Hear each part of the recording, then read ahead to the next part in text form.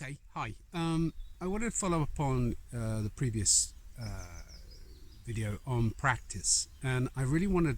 I was thinking long and hard about why I'm offering up the opportunity for you to be more impulsive and intuitive and instinctual, and to challenge the things that you fear. And here's a simple reason why.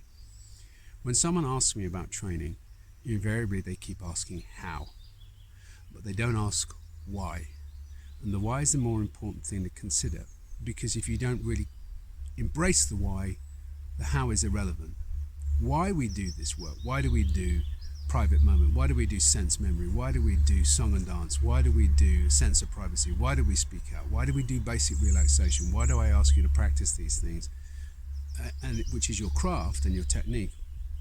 I do it because it is about enabling the sensitivity of your instrument. You're trying to enhance your instinct, your intuition, your impulses to become more expressive, more affected by the world that you're living in, because the world that you're living in will be a scene, it'll be a take, it'll be a play. And if you struggle with what the instrument gives you, and as I've pointed out, this is happening all the time, you've got to struggle with acting, because if you want acting technique to make it a mask for you to hide behind and feel safe behind, that's actually completely counterintuitive to why you would train in this way.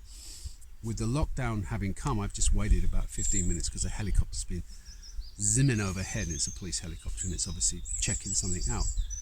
Modernity, that's noises and stimulations, are kind of crashing in, and they're overwhelming the instrument. So what we develop is this desensitized relationship with how we deal with the day-to-day, and then we take this desensitized self into our work as actors. And of course that also means that centrally you start to see being alive as a conflict rather than an opportunity. Thus the process of the work is to open up these pathways again and to enable you to start working from them fruitfully. Now here's the really important thing, and this is where the practice comes in, and this is the practice of improvisation.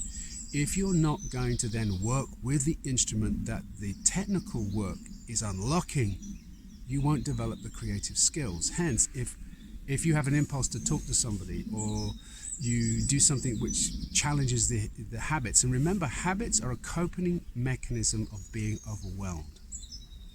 Life affects us, we don't like it, we struggle with it, so initially we go to habits to try and cope with it, get around with it. So really what you're doing is you're expanding your capacity not just to cope with life, but to be creative with life.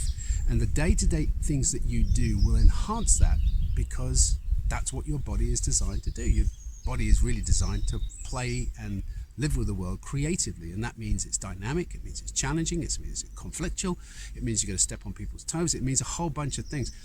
But if you don't understand and embrace, more importantly, why you're training, if you think that these challenges are exactly that rather than opportunities, centrally you're going to struggle with creativity and the journey you're going to take as an actor. Because the other important thing is to consider this: if you are sufficiently successful to get traction in the industry, you will be challenged, because the stress levels will increase, the interactions with other people and your improvisational skills will be challenged, and you will become overstimulated by the amount of tension and interest and the sense of demand that you're experiencing.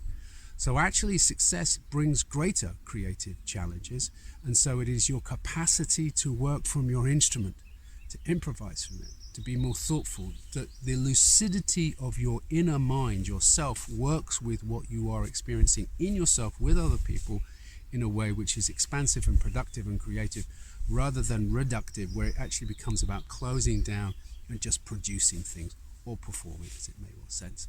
So take on the challenge, strike up a conversation with someone. And I do mean that. I was in a car park yesterday, started talking to a guy. It's an opportunity to reach out and discover things, and it may simply be their name or where they lived, to discover things I didn't know about before. He was talking about previous times, etc., etc., etc., about challenging habits and rhythms in your own domestic environment that puts you back into lying. That's the worst thing you can do, is lie, because that is an attack on yourself. All of these things are a greater opportunity, and that way you turn the thing you struggle with the thing that you play with, which is the moment, which is being in the moment creatively. Okay, think on it, but more importantly, act on it. See you anon.